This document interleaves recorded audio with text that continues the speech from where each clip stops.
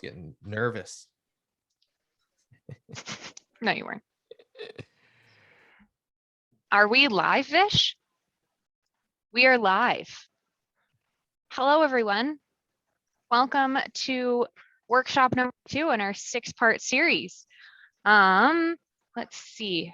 Sometimes I don't know how to work Zoom all the time, so let me just make sure I'm familiar.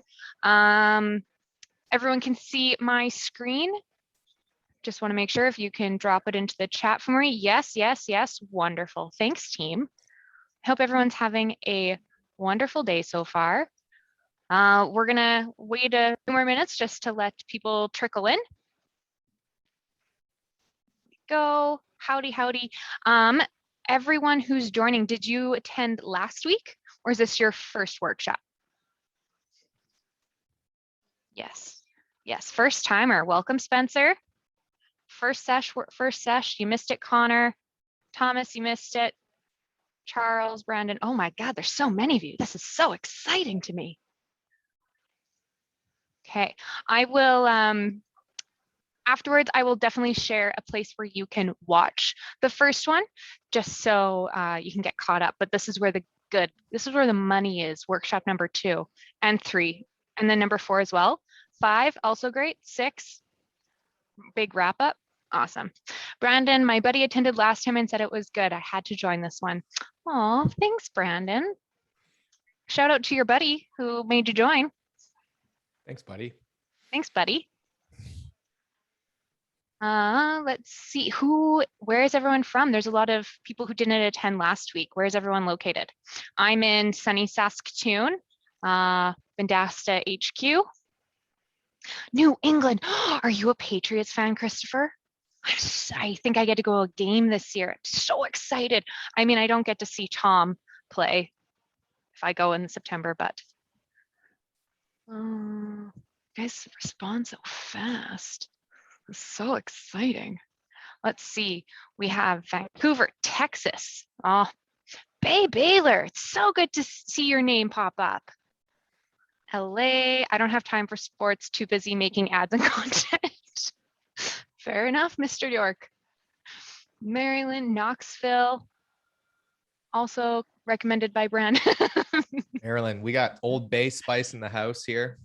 Dang. I got a whole funny story about Old Bay, but we recently discovered Old Bay from Maryland, and now it's my fiance puts it on literally everything. We like a just spice? Bought. Yeah, and it's very strange. Renee thinks it's hilarious. Anybody from Maryland knows Old Bay. Yeah, it's like, it looks like you pick it up at a dollar store. The label is hilarious. Looks like it was designed by somebody's 8-year-old nephew, but it's so good. It's so damn good. And now we put it on everything, and we have to buy like commercial quantities of it. This is not a paid endorsement by Old Bay. This is just Marcel loving Old Bay. I want to see their financial statements so bad. I want to know what that business looks like. I'm such a nerd. Oh my goodness, this is great. Okay, 5 minutes after, let's jump into it.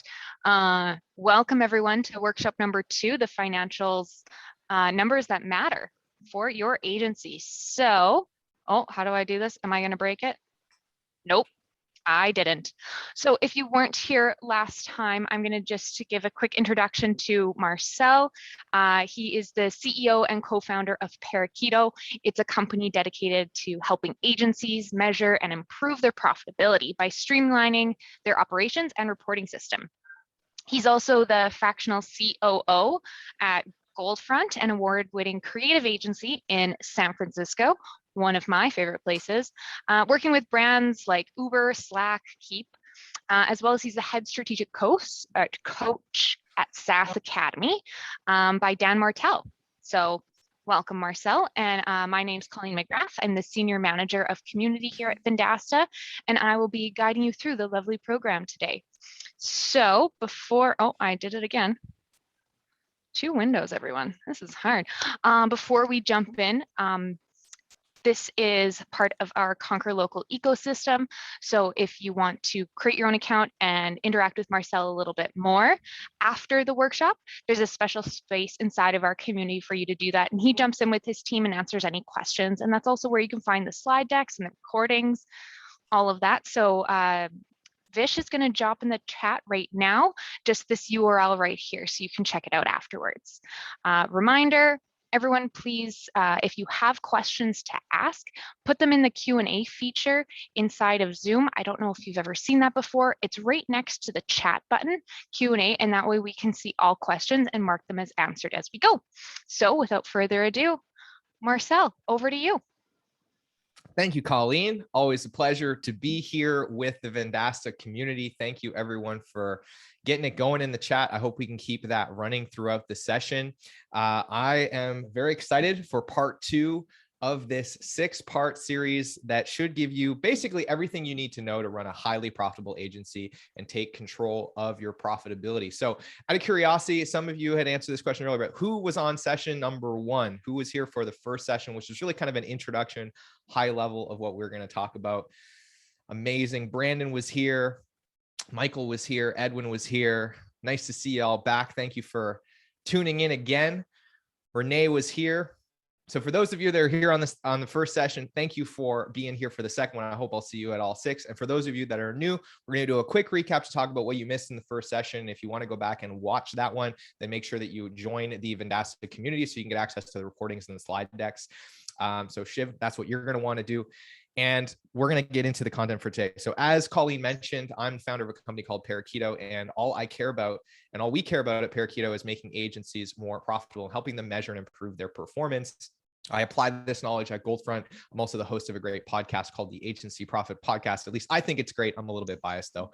So if you're interested in agency profitability, make sure to go tune into that. It's absolutely free and some really nerdy stuff you can listen to while you do other mindless tasks. At least that's how I like to consume my podcast. And as Colleen mentioned, I also have the pleasure of coaching high growth SaaS companies for a few hours a week. And I noticed there were some folks in the chat here that are familiar with SaaS Academy. So always happy to endorse that great organization for those of you that are also interested in software as a service. So I'm a nerd. I care about business. I like looking at P&Ls. I like talking about business. I remember my fiance made a joke. We were watching, what is that series on Netflix about chess? It's all about chess. Now I'm forgetting the name. Really, really, really, really good series. Anyway, it's all about chess. And at some point, it's like these people, all they do, Queen's Gambit. That's the one. Thank you, Brandon. Brandon's got me in the chat. So we're watching the Queen's Gambit. And at one point I turned to my fiance and I'm just like, can you imagine being this obsessed with chess where it's like, it's your job, it's your hobby. You only hang out with chess people. And she looks at me like I've got 10 heads. And she's like, that's you in business. All you ever want to do is talk about business. All you ever want to do is hang out with other entrepreneurs. And I'm like, yep, you're right. And it stung a little bit, but you know what? I'm embracing it because that's just who I am. It's all good. I have the pleasure of doing lots of speaking and coaching. This is my favorite way to market my business. Make no mistake, I'm marketing to you right now, but my belief is that my marketing should serve more people than our product ever does. So my objective here today is to give you as much information and value as I possibly can in the time that's allotted. And that's what we're going to do. And I've already hit you over the head with this several times, but yeah, this is what we do. So reach out if you need help with this. And most of our clients experience a 200% profit increase and profitability that's about 3% higher than average after working with us for over 12 months. So if that's interesting to you, then you should probably go to our website, learn more about that, and then fight for a spot on my calendar, which might sound crazy, but you'll see what I mean when you try to book a sales call with us. It's not easy. A lot of people are trying to work with us right now. It's a good problem to have. So here's my promise for this session. I'm going to recap this really quickly. If you are struggling with your strategy and vision on how to measure profitability at your agency, you're not sure what to pay attention to, how to measure it, what metrics you should be looking at, what the benchmarks are, what good looks like. If that stuff is all kind of confusing and overwhelming to you and you're struggling to find clear information on the internet, because I know I was way back in the day when I first discovered this problem and decided I was going to do something about it, then we should be able to give you some clarity over the next 6 sessions on exactly what to pay attention to and really appease some of that stress around really not even understanding how to start solving this problem. Number 2, if you're struggling with messy data and systems, so maybe you have an idea of the things that you want to measure in the business, but trying to get all your systems set up in such a way that that becomes easy and seamless is a challenge for you. We're going to talk through in some of our later sessions, some strategies that you can use to clean up your data, get your tool set up in such a way that reporting isn't so hard anymore. And finally, if you're guessing and stressing a lot in your business about decisions like, should we take on this client? Should we discount this? Should we not, and hold to our guns and risk losing the project? Should we hire somebody? Should we fire somebody? How much can we afford to pay people? Right? These are all the kinds of decisions that we make as agency owners every day. And if we don't feel confident about that decision, if we don't have data behind that decision, it can keep us up at night because we make the decision, but then we continue stressing about, man, did I make the right call? Because we're relying on our gut. So I'm hoping that through these 6 sessions, you can learn how to use numbers to give you confidence in the decisions that you're making so you can make them, commit, know you made the right choice, and then sleep like a baby at night, which is what I wish for all of you, because sleep is extremely important for extending your longevity and keeping you healthy and productive. Which is a whole other tangent that I won't go down. So the promise is we're going to get some clear benchmarks and metrics, some frameworks for our systems and tools, and then I'll show you how to put all these pieces together to actually start seeing into the future and making better decisions using data. So on our first session, we kind of talked about what are the 4 core metrics that we need to be paying attention to in our business. And we talked about at a high level how they work together to improve our profitability. Today, we're going to be digging into section 1, which is all about our core financials. And I want to start here because I think for most of us, this is the lowest hanging fruit. We're already probably spending time or money paying somebody or doing our own bookkeeping and creating financial reports, likely on a monthly basis. And so I want to show you how to get more value out of those existing investments so that at least 12 times per year, when you get your financial statements from your bookkeeper, your accountant, you're able to get touch points on how the business is performing. And then over the next few sessions, we're going to talk about other levers that we can use that are a lot faster and cheaper to get more frequent touch points. So instead of only getting 12 shots on goal throughout the year using our financial statements, we could get 52 shots on goal by measuring things on a much tighter basis, on a weekly basis, et cetera. So today we're going to start with core financials because I think it's the one thing that most of you can walk away with today and actually take some action on. And by the end of your next bookkeeping cadence, which hopefully is about 20 days from now, you'll be able to get better insight than you ever have from your financial statements. So who's interested in this? Let me know in the chat, yes or yes. You want to learn about core financial statements. If this sounds really boring and dry to you, then we could just wrap this up now. I'll give everybody the time back. Okay, we got some yeses in the chat from Shiv, from Michael, from Fern, Colleen, Thomas. Thank you, everyone. I love it. Lighten it up. Okay, let's get into it. So as a quick recap, I want to talk through the formula, the very basic formula, very high level, very abstracted of how agencies make money. The way agencies make money is, and we're going to talk about what all of these terms actually mean here in a moment, is they have a certain amount of income that they collect that belongs to them. This is their AGI. So after we strip out all the money that doesn't belong to us, maybe that's going to external vendors, et cetera, there's an amount of revenue that we need to earn by deploying our time, our resources internally, getting things done for the client. There's a cost to that deployment of resources to get things done for the client. Those are our delivery costs. And so we subtract those out. That gives us our delivery margin, right? So how much money is left over after we've earned $1 of revenue? Or another way to look at this is how much money do we have to spend to earn the revenue that clients have committed to us? So in this case, we have to spend $400,000 to earn $1 million. So we have to spend 40 cents for every dollar that we earn, which means we have 60% of every dollar left over. This is a critically important number, and we're going to talk in more detail about how to get some measurement of this on our financial statements. And this really sets the foundation for our profitability because it really gives us the starting point of how fundamentally profitable is our service offering. From there, we have to run the business. We've got to pay ourselves a salary, hopefully a very healthy one, and make sure that we've got an office, an accountant, a lawyer, all the software that we need to run the business. We've got to market and do sales and all the things that are necessary to run a functioning business. And that's our overhead. And generally, we're going to subtract that out as well. And that's usually somewhere between 20 and 30% of our overhead. So when we subtract that from our delivery margin, we're left with a profit. And in this case, in this example, the profit is 30% or $300,000 of our agency gross income. So what we're going to do is dig into how to actually measure and create separation between these things so that we can look at this equation every single month when we get our financial statements and get an understanding of what's healthy, what's unhealthy, and where we need to be focusing our energy and attention. And I'm just going to go on a limb and say that based on looking at hundreds of agencies and lots of financial statements, most of you are going to want to focus most of your energy right here. Because we have clients all the time, right? They come in with symptoms and they think that they've got a diagnosis. They've been on WebMD, right? If you've ever done this, I'm famous for doing this as well. I think I'm a doctor. I'm absolutely not. But I write like one, which you'll find out here in a moment. My handwriting's terrible. A lot of clients come to us and they say, hey, we're not that profitable. And they're focused on overhead. I think I'm spending too much on my bookkeeper. Oh, I think I need to downgrade to the cheaper QuickBooks plan. And it's just like the couple $100 here and there that you're spending on overhead is not the problem. Most of the time, their overhead is reasonable or lean given the size of their business. The real problem is that they spend too much money to earn their revenue. They're not efficient at earning revenue. So we're going to talk about how to measure this.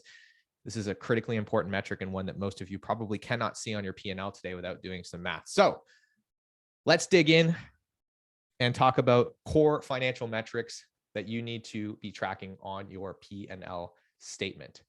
So the first one is pretty easy. It's revenue. Everybody should be able to see revenue on their P&L. If your accountant isn't getting this right, then you need to fire them immediately because this is as basic as it gets. How much money is coming into the business? I'm sorry about this. This isn't Entreport. This is this. Okay, we're back. Sorry, everyone, for that brief commercial break. Okay, so revenue. How much money is coming into the business? This is a pretty basic one. But here's the problem is most people are focused on that revenue number. And for a lot of you, all of it doesn't belong to you. I'll give you an example of this. If I run a Facebook ads agency and I collect $10 million worth of money from my clients, but I have to spend $5 million on Facebook ads to service my clients, right? They're passing that ad spend through my business into Facebook. Do I have a $10 million business or do I have a $5 million business? The answer is I have a $5 million business. That other $5 million belongs to Facebook. It doesn't belong to me. And I should not make purchasing decisions, hiring decisions, spending decisions, or measure my profitability relative to that top line number. So what we need to do is measure in conjunction with this, our AGI, which stands for Agency Gross Income, AGI, okay? This is very important. So what do we do to get to AGI? Well, what we're doing is we're subtracting out what we call pass-through expenses, right? So again, this is any kind of expense where money is passing through us onto another vendor. So there's some nuance to this. There's some obvious stuff, right? So ad spend clearly pass through, print budgets clearly pass through, production, right? If we're hiring a production company to do something, clearly pass through. White label partners, if you're using Vendasta, for example, to do fulfillment for your clients, that is clearly pass through. There might be some markup that you keep, that's okay. What we're measuring here is what we're subtracting out is the expenses, and then whatever's left over is your AGI. So that will include any markup that you're applying to this by default. So keep that in mind. Where it gets a little bit more nebulous is freelancers, right? I've hired a freelancer. Is that pass through or not? And the way that I generally recommend you think about that is if that freelancer is doing something that is core to your business that you would otherwise do internally if you had the capacity for it, or if you had the bandwidth or I suppose the volume of work to hire somebody in-house, then that would not be passed through. I would consider them an internal cost, and we'll talk about how to account for them in a moment. However, if the freelancer that you're hiring is rendering a service that you would otherwise not do internally, it's not a core part of your business, then that's generally going to be a pass-through expense. So that's where it starts to get a little bit tricky, and there's some nuance. That's how I would define that. So how's everyone feeling about pass-through expenses? Give me a thumbs up in the chat if this is making sense to you, how we get from revenue, subtracting out pass-through, and then determine what our AGI is, our agency gross income, which is also known as the money that we actually need to earn with our time. Renee's got a thumbs up. Amazing. Thank you, Renee. I'm going to assume that you are speaking on behalf of the entire group. So revenue goes to AGI, and now we've got kind of the basis here. AGI is critically important. This is the number that all of the other numbers we're about to discuss is related and relative to. So when I talk about our profit percentage, when I talk about our delivery margin percentage, all of that is going to be relative to AGI going forward.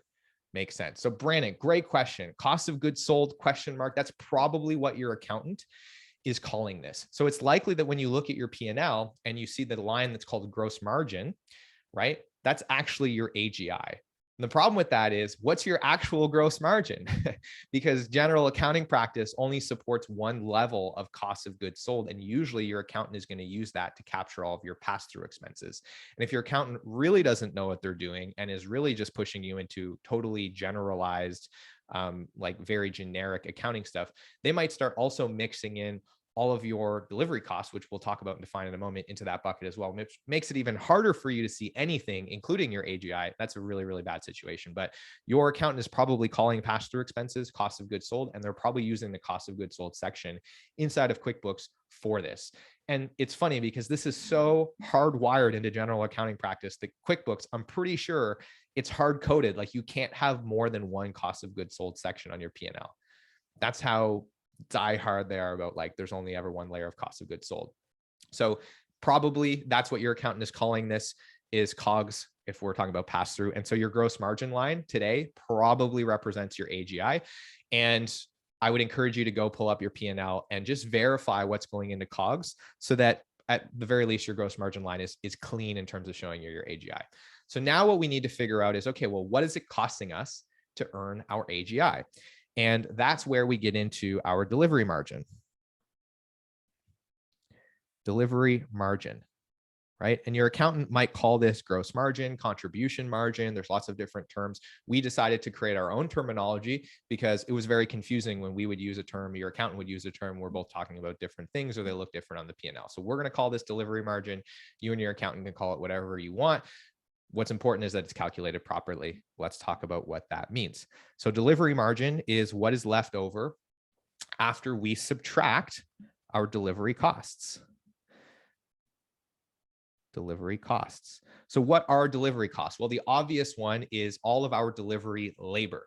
So people on our team who do work for clients, their primary job is earning revenue for our business by getting deliverables done for clients. Of course, all of their salary allocations are generally going into delivery. Where it gets a little bit trickier is freelancers. So some freelancers is very straightforward. We've paid for their time. Again, if they're doing a core service and enhancing our capacity, we allocate their cost to delivery costs as well. And then if we have people on the team, and maybe if we're a smaller agency ourselves as founders, we're kind of splitting our time across different departments. So like maybe we've got a designer that half their time they're working for clients and the other half they're actually helping us with our own marketing. Or ourselves as founders, we've got like 30% of our time on administration, maybe another 30% of our time on doing sales and marketing for the business, and then 40% of our time is going to delivery. Then we just want to allocate salaries on a percentage basis to our delivery payroll account. And then there's another layer of this, which is what we call shared delivery expenses. So examples of this would be like Figma subscriptions, stock footage libraries, Adobe Creative Cloud, Canva, if any agencies are using that, I don't really know. But the software Vendasta has lots of tools that you might be using for stuff like this. It's software that your team is using to get things done for clients, but it's not just for one project. It's like, we kind of need this for all of our stuff to do all of our services. So shared delivery expenses plus delivery payroll are going to make up pretty much all of your delivery costs. And usually what we want to do is keep our delivery costs under 40% of our AGI, so that our delivery margin is over 60% on the P&L. If we can achieve that, we've got a great foundation for running a profitable agency. We can start to spend reasonable amounts of money on overhead, give ourselves and our team a really great work environment, compensate ourselves fairly, and still have a very strong net margin. So that's the target that we're kind of aiming for. Really, anything above 50% for delivery margin puts us in that position, generally speaking. Brandon, question. So should we loop in task project management tools into this, Slack, ClickUp, et cetera? Yes, I would loop those into shared delivery expenses. Great question, Brandon. Thank you for your astute attention to detail. I appreciate it. And keep those questions coming, folks. All right, so that gets us to delivery margin. So I want to stop here and double click on this. This is the most important metric that is on probably none of your P&Ls today without you having to do some math. The reason for this is most of the P&Ls that we look at, 9 out of 10, all the payroll is kind of going into one account. And it's all mixed together, whether it's sales, marketing, delivery, whatever, it's all in one account. And the same thing for like software subscriptions, they're all usually in one account. And so this is not rocket science necessarily. If you just go to your bookkeeper and say, hey, I just want a separate payroll account and a separate software account for delivery stuff, and here's the list of what should go in here, and here's like the percentages of everyone's salaries that should go in here. Now you're able to create this separation, and we just need to isolate our delivery costs in order to get this insight. So it should be easy and quick, and you can even do a little retroactive cleanup for a nominal cost and start to get a sense of what this has looked like for you historically. Is this making sense, everyone? Give me a thumbs up in the chat if you're following so far. I know this stuff is dry. That's why I'm so animated and over the top, because most of you will fall asleep. We're talking about financials and P&Ls. So I got to keep it fresh around here. By the way, stay hydrated. I'm drinking electrolytes over here. All right, let's keep cruising along. Thank you, everyone. Thank you, Vish. Thank you, Anthony. Thank you, Renee. Let's keep trucking through. So the next is overhead spending, of course. So this is much more straightforward, and most of you probably have some insight into this. And again, when we separate this from our delivery costs, then it's even easier to isolate and really measure what percentage of our revenue is going to this. So overhead spending. And generally what we want is to keep our overhead spending to between 20 and 30% of our agency gross income. And then that leaves us with profit, right? So once we take our overhead spending out of our delivery margin, that leaves us with a profit.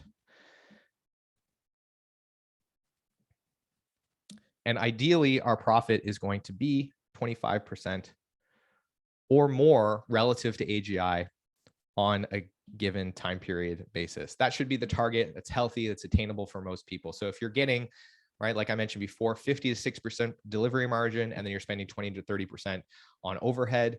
By the way, overhead would include probably most of, if not all of your salary as a founder, as a founding team, assuming that you're spending half or more of your time either doing sales and marketing and admin. And then that leaves you with a profit of 25% plus, which ideally you're also getting some kind of bonus compensation out of. But ultimately, it's your choice what you want to do with that profit. You want to reinvest it back in the business or what have you. So this is the basic formula. What I'm going to do here in a moment is kind of go through a live example, and then I'm going to dig into some more nuance around overhead spending, because there's 3 categories that I encourage you all to isolate. And then we'll talk about some benchmarks on those as well. So thumbs up in the chat if this all makes sense. We understand these are the 4 things that we should be able to look at our profit and loss statement and clearly identify without doing a ton of math, without breaking expenses out or double clicking into the transaction line. Amazing. I hope all of you are going to send an enthusiastic email to your bookkeeping and accounting service after this webinar. And if they have a problem, then they can take it up with me. But I probably won't do anything about it, to be honest with you. If they email me with angry words, I'll just say, sorry. You just need to get better at your job. Okay, let's talk about core financials. We got total revenue at the top. So this is a live example here. So let's imagine we have an agency that did $1.5 million in revenue. So this is total revenue, and this was 1.5 million. And then they had some pass-through costs. In this case, quite a few. Pass-through. $500,000 in pass-through expenses. So they probably, they're using Vendasta to do some fulfillment on some of their services that are, not core. They're using that to leverage. Maybe they got a production company that does some video stuff. So $500K in pass-through expenses. So what is this company's AGI? Pop quiz. Let me know in the chat. Bonus points for you if you get this answer right. What is this company's AGI? They had $1.5 million in revenue. They had $500K in pass-through. Anyone? $1 million. Thank you, Michael. See, this is easy math. All right. So AGI, bonus points, gold stars for Michael. I expect Vendasta to compensate you in some way for your contribution to today's webinar with some free swag. Maybe I got some nice free swag in the mail from Vendasta once. It was cool. And then we have delivery costs. So we have $1 million in AGI. We have our delivery costs. So this is payroll plus software. In this case, this agency spent $400K. And so their delivery margin, another pop quiz. Anybody got the answer for this? What is the delivery margin for this agency? How much delivery profit was left over? $600K. You got it, Heather. Thank you, Michael. Thank you, Renee. I love this. We're doing this live. So delivery margin is $600K. All right. So in this case, What did we spend as a percentage of AGI? Well, we spent 40% on delivery expenses, which left us with a 60% delivery margin. And this is green for good, green for go. This agency is doing great. Thumbs up, high fives all around. Everybody celebrate. We're doing a good job. All right, now let's talk about overhead. This is kind of the next layer. So we are starting with our delivery margin of $600,000, right? So basically that's the money that we have to deploy to run the business. And we're going to spend a certain amount of this on overhead. So on sales and marketing, we spend $140,000. And this includes salaries as well as software, ad spend, sponsoring conferences, company vehicle, cool swag that you send to participants on the webinar that answer questions in the chat, what have you, whatever you're going to allocate that towards. Then we have administration, right? So this is our QuickBooks, our accountant, this is our legal team, this is our HR software, all that kind of stuff, part of our salary as founders. Maybe we have an executive assistant, which I highly encourage everyone to invest in far before you think that it makes sense, because it will buy back a lot of your time. Facilities is next.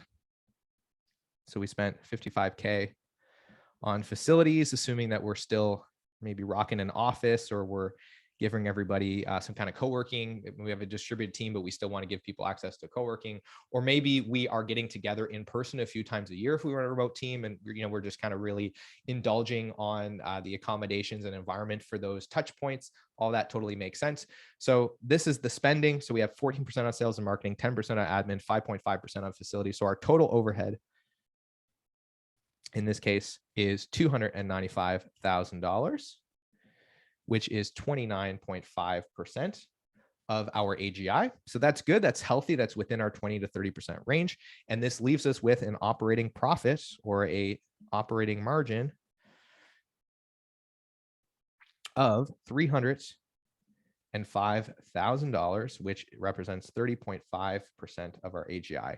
And this is great. This is green. And again, this is after we have paid ourselves a salary as founders. So this is on top of everything. And, ideally at this level of spending relative to the size of this team, we've got fairly comfortable overhead. It doesn't feel like we're cutting corners around here.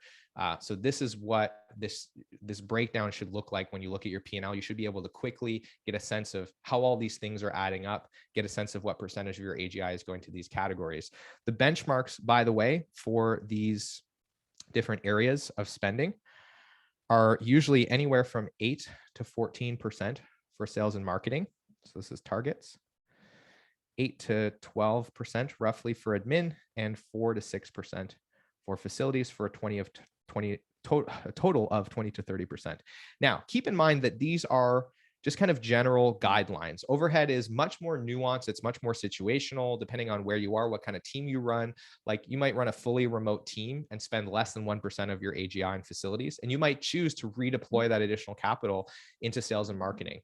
You can also choose to borrow profit and reinvest in sales and marketing. So it's not uncommon for me to see agencies that are spending 20, 25, 30% of their revenue on sales and marketing.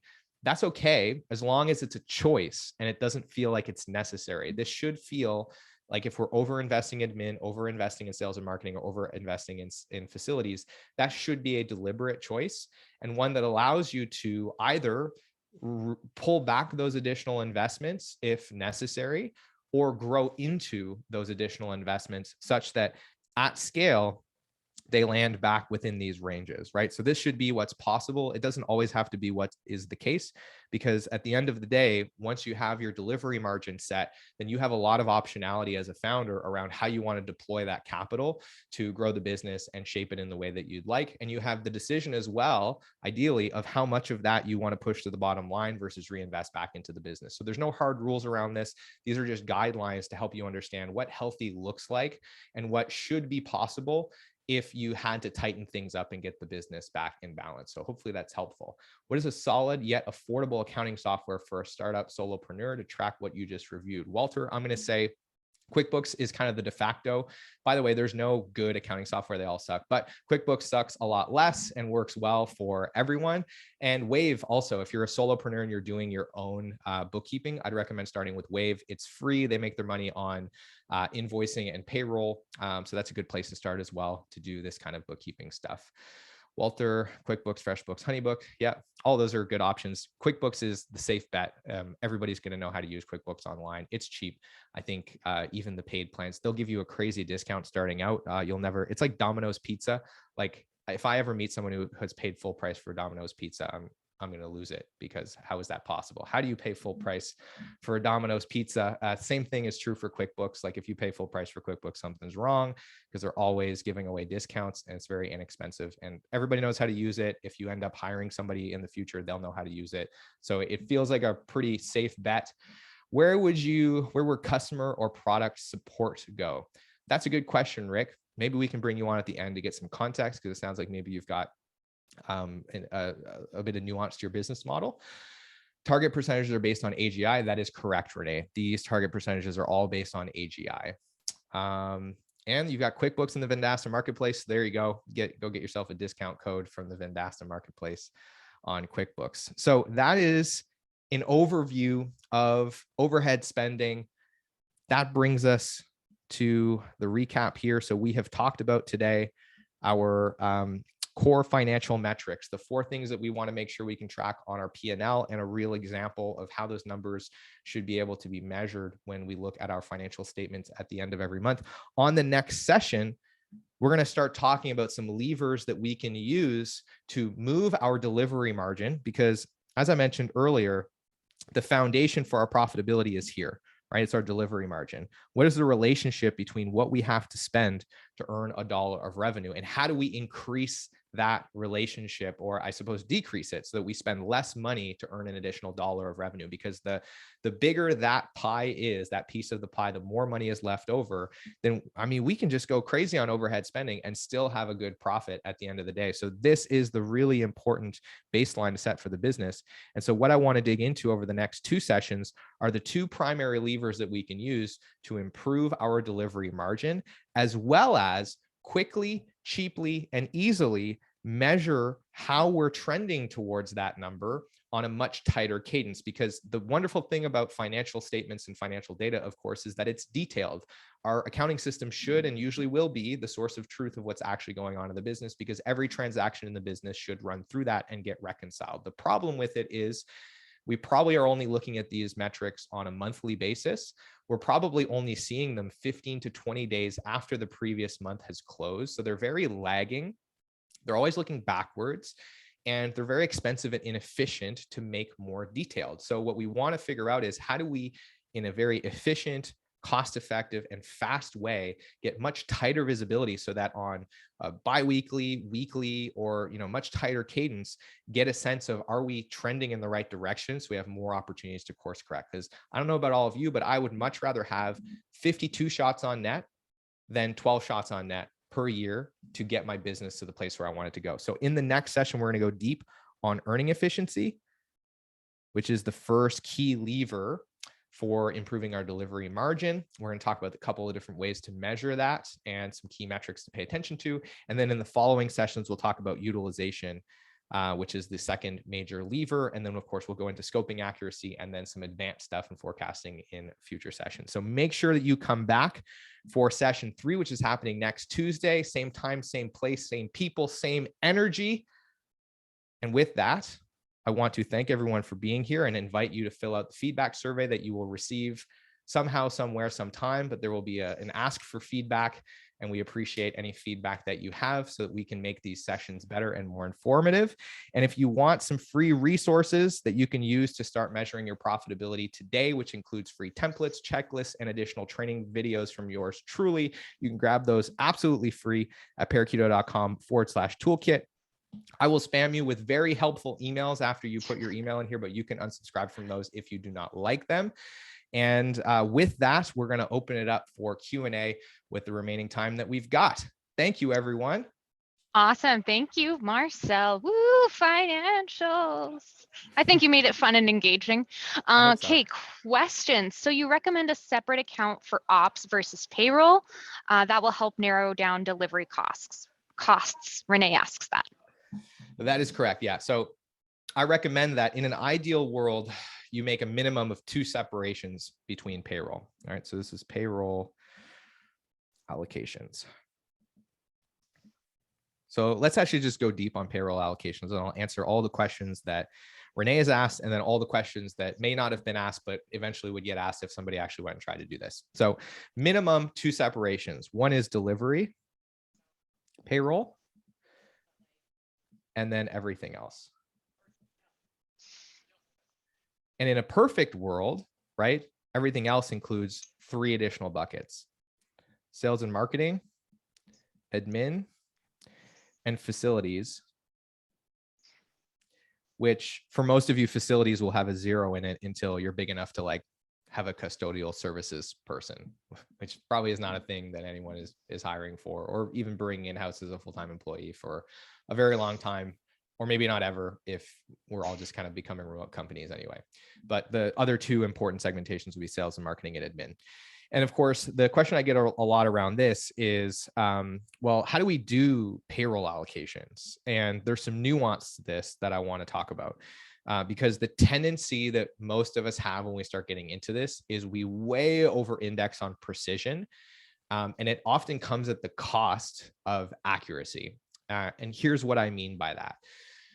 If I was to ask you, what's more precise, Colleen, looking at my time tracking data every single month and then allocating people's salary based on the actual amount of time that they spent doing delivery versus sales and marketing versus administrative tasks, or just having a spreadsheet that I update, maybe on a quarterly basis, maybe once or twice a year, that just kind of has some standard rules on what percentage of everybody's salary goes into each bucket? Which one is more precise? Well, the first one is more precise. Option 1. Right? Option 1. But is it accurate? Is it accurate? And I would argue that it is less accurate, and it's also a lot more work. If we're so this was honest. A trick question. You just set me up for failure. Fine. Okay. I set you up for failure, but you just played right along. I don't think anyone is doubting your intelligence here. And it's a question that we practiced that, everyone. We practiced that, I swear. Many people get wrong. I actually, early days was that same kind of person. Like, I was obsessed with precision, and I think we can get lost in the precision trap. So I want to give you all permission to do the less precise thing here, because I think it's actually less accurate or more accurate. The reason that I think that that's less accurate is because, and this is the same reason that we'll learn later on, that we measure utilization the way that we do. Because when we start measuring things in that way, what we essentially start doing is we start trading the cost of poor utilization off on other departments in our business, and we end up obfuscating our delivery margin. So what I mean by that is, for most of us, if we don't have a lot of client work to do, but we can still float the payroll, we're just going to get our team to work on internal stuff, work on internal projects, work on sales and marketing. So when utilization goes down, our spending in those other areas, if we were allocating salaries in this way, would go up. So it would look like we spent more money on those parts of our business, when the reality was we were just taking the cost of poor utilization and we were taking it off of the delivery team's P&L and putting it on the sales and marketing and administrative team's P&L, which I think actually it obfuscates the answers that we're trying to look for here. And it's just way more work to do that reconciliation every month and change up salary allocation. So the way I encourage you all to do this is, in your payroll grid, just have like a person, and we have delivery, sales and marketing, admin, right? And we just kind of set these standard percentages, right? So this person is going to be 100% delivery, 0, this person is going to be 35, 10, and whatever's left over after that, 55% admin, right? And we base this allocation on the job description. So when we hired this person, when we gave them this promotion or this raise, when we gave them this role, what percentage of their time was designed into the role to be spent on that? And for a lot of people on your team that are designers, copywriters, whatever, 100% of their time is going to be allocated towards delivery, even though they're not actually spending 40 hours a week every single week doing work for clients. Their role belongs to that department. This is how I would encourage everyone to do their salary allocations, because I think it creates stability and consistency to the way that we're modeling this, and actually gives us more horizontal insight than what appears to be the better option, which is the more precise time-based allocations that actually starts to degrade our ability to get horizontal insights, because it's adding all of this additional complexity to nuanced time periods and makes it harder to compare one time period to another. So this is how I would encourage you, if you've got some people that are wearing multiple hats, go through, do this simple exercise, hand it to your accountant and say, these are the payroll allocations until I update this and give you a new version. Does that make sense to everyone? Thumbs up in the chat if it does. And I'll have a look for some, have a look here for some other questions. Question from Rick Crow. Where would customer/product support go? Yeah. Chris, are you comfortable coming up and giving me a little color on your business and what the function of that role is? Rick. It was from Rick, and I see that he actually had to leave the call early. Okay. Well, I'll just do my best to answer this question, and hopefully it will be on point. And so really, like, what I would ask is, I would think of it through the lens of like, really, what is the function of customer support, customer success? Is it a delivery function, a sales and marketing function, or an admin function? And it is likely a delivery function. So more than likely, without any more context on what's actually going on here, that would likely be allocated to delivery payroll. Okay. Thank you, Marcel. We are at time, and I see there is a ton of questions still in the chat. Don't worry, everyone. Don't freak out. You'll get them answered. I will share, or actually, Vish, wait, guys, I'm sorry. I lost my tab already, because of course I did. We'll share the link to the group that Marcel will be in inside of our community to answer all the questions. So I'll post them individually, and then Marcel and his team will go in and respond. So here's that link one more time. Thank you, everyone, for joining us. There will be an email going out afterwards asking you to fill out that survey. And again, jump into the community group. Oh, I clicked the wrong tab. I'm sorry, everyone. I'm just killing time. Free stuff. Look, Marcel, it's covering for me. Free stuff. Free stuff. I'll just answer. There's two quick questions here. So what does S&M stand for? Sales and marketing is what that stands for. SM or S&M. I know I'm moving fast and I write badly. Very eligible. Equals general internal work that's not sales and marketing related. Yeah, it's pretty much the catch-all. If it's not clearly facilities and it's not clearly sales and marketing, it's probably admin. It's kind of a miscellaneous category. Okay, everyone, I just posted in the chat where Marcel and his team will be to answer all other questions that were in the chat. So thank you, everyone, for joining us. We will see you next week, same time, same place. You'll get to hear from Marcel again for workshop number 3. Thank you so much, Marcel. Everyone, have a wonderful day. We'll see you next week. Thanks, everyone.